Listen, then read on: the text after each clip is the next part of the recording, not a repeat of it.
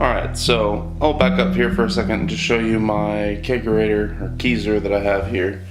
This is a 7 cubic foot Insignia, which is Best Buy's house brand. And I think I picked it up for right at $175. So this is what I ended up with.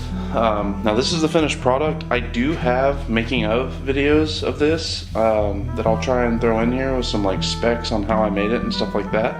So basically just everything to get a kegerator up and going.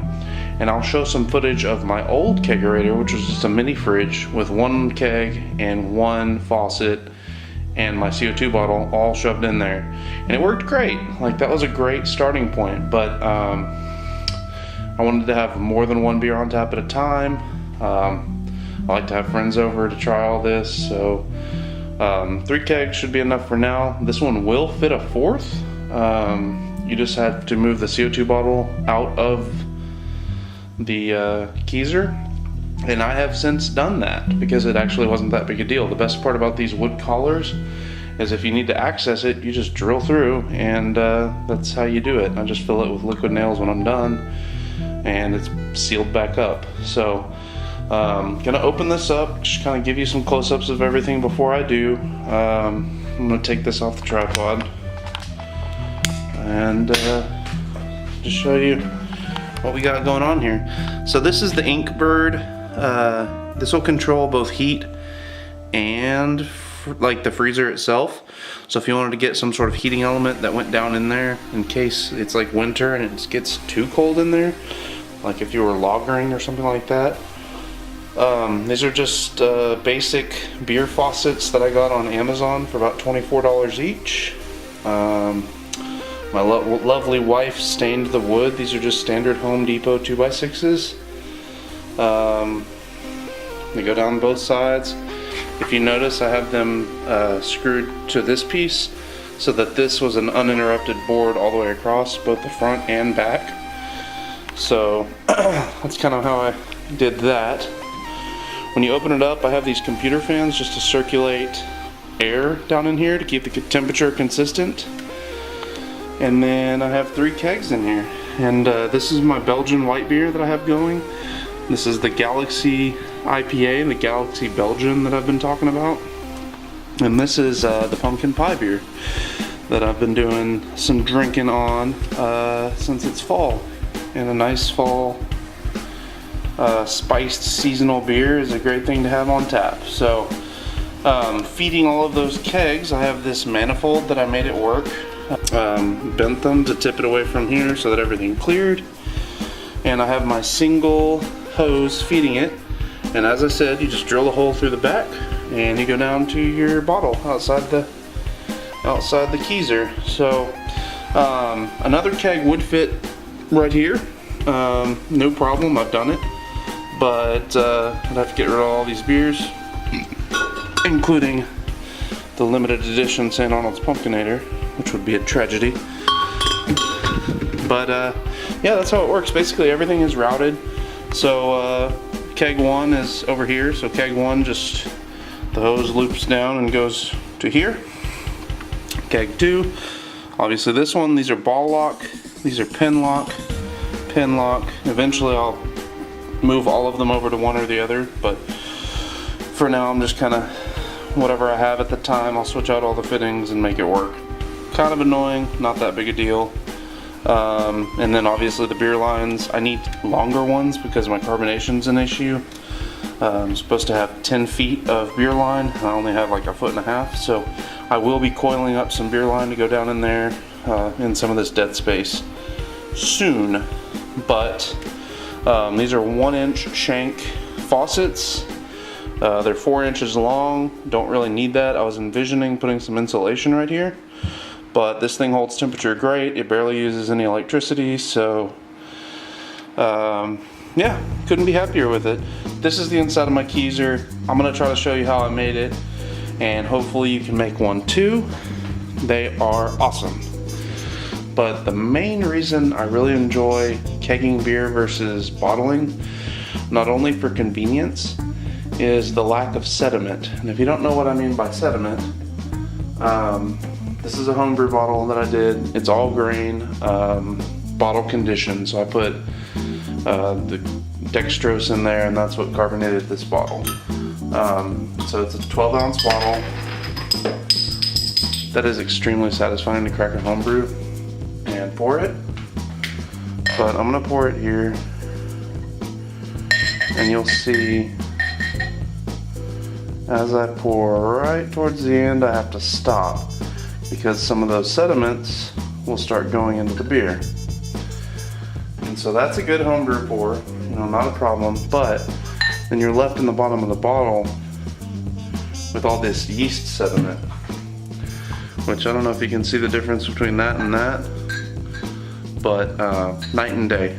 I mean, this is like the stuff, I mean, on certain styles of beers, that's supposed to be in there, you're supposed to drink it, whatever, but for a lot of them, that's not what you want.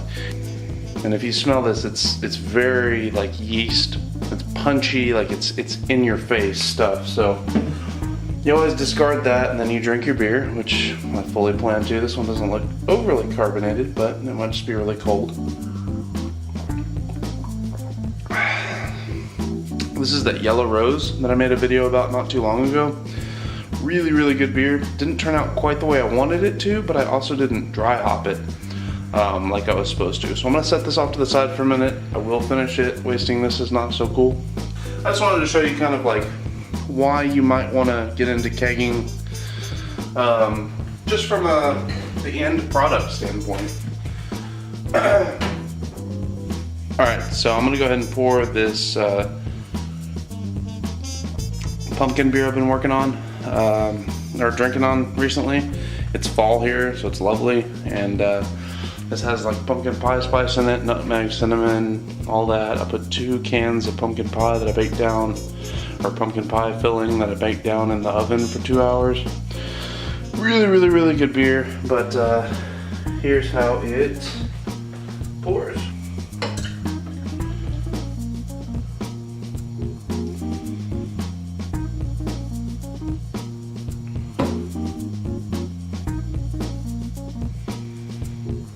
Couple drips there, but that's the kind of color, head, and all that you're getting out of this. I mean, that's a good beer, and just comes out of this keezer. Man, I love it so much. So if you want to figure out how to make this keezer, stick around. I will show you, and then I will put in exact measurements for this keezer itself. Since it's a pretty common one, you can get it at any Best Buy.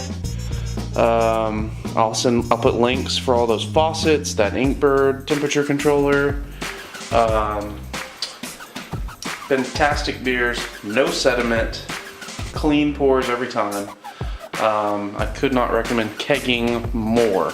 You'll save time, you'll save, well, you're not going to save money because that's ridiculous. All this costs quite a bit. Just the keg itself is about 50 bucks. I got a 4-pack of pin locks for 100, but I don't think that's a pretty standard deal. So, no sediment, kegged beer, forced carbonated beer, I would say tastes better. So that's all I'll say about that. But yeah, I'll put the video about how I made this here in just a minute and show you all the tools you need and stuff like that. Okay, so as previously stated, all you need to build this kegerator is a power drill, some liquid nails, a power grab. This one you don't even need the attachment thing. It's pressurized, so it just shoots it out. Super awesome. An extension cord capable of 2 amps, which I think all of them are 10 to 15, so the cheap ones are good to go, no big deal. You need a 1-inch spade bit, not quite sure. It drills the holes for the shanks for the faucets. You're going to need a Phillips bit because you're going to need to screw the boards together with these wood screws. As you can see here, it goes from here all the way back into here. I believe these are 2-inch, 2.5-inch wood screws, coarse. I drilled pilot holes because I didn't want anything splitting. For the temperature controller down here, I used this bit. Maybe I used a 3/4 inch bit, not quite sure. drilled circles and literally used a wood chisel to chisel out the area until that fit in there. I'm sure there's a better way. Like, I didn't have that saw that loops up and around. I don't really know what it's called, but I didn't have that, so I just literally used a chisel and made it work. For the wiring, you literally cut the stock wire, you cut the end off of this wire, and you make it work. I will show you how to do that here in just a minute. Wire strippers, obviously, you're gonna need a wire nut to tie 3 of the wires together. And some electrical tape just to make sure everything's protected.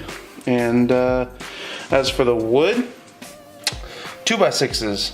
You're gonna need 2 of them that are cut to 37 inches. That's for this specific freezer, the Insignia 7 cubic foot deep freeze. And you need 2 2x6s that are cut to 16 3/8 inches. That's for the 2 side pieces. Other than that, it's easy. It's super, super easy. Especially if I give you the wiring diagram for this, which I will open it up here in a second and show you. It'll be cake for you to do this, like no problem at all. So I'll be right back with you, hopefully with that wiring, and we can get looking at that.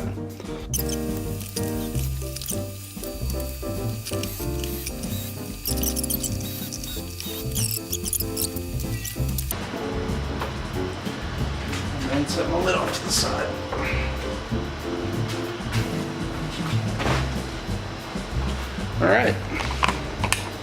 Alright, so I'm just going to be securing these MPT, these are 1/4 inch MPT fittings, 1/4 by 1/4, and then the valve itself is female 1/4 MPT by female 1/4 MPT.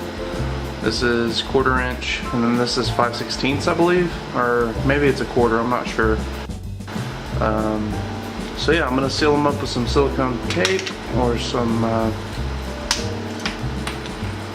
Teflon tape, I'm going to seal it up with some Teflon tape and get it all bolted together.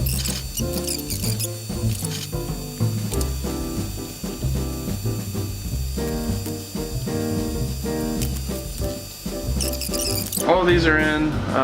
Everything should be nice and tight. I guess I'm going to go through and leak test it later.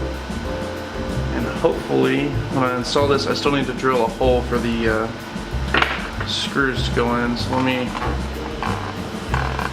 get this going here.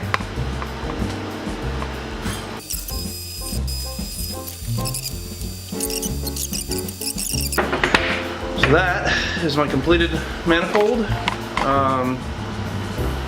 It's, yet again, nothing fancy. Eventually I might have to add like a relief valve over here, because if I don't equalize the keg pressures in all of them, it won't, well, it could get a little messy, but hopefully this will work for now, and at least as a temporary fix, this will be what I roll with.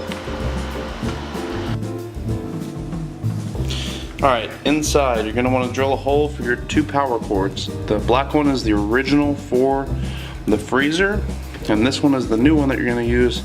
That's just a cheapo extension cord. So basically, see if I can get in closer here and still have it focus.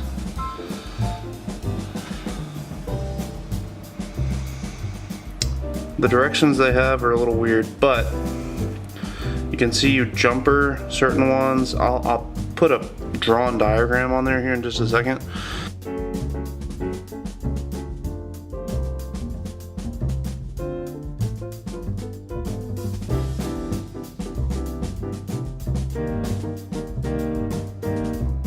But you plug everything into the back of this, it gets power, and it literally cuts on and off the freezer to keep it at the right temperature.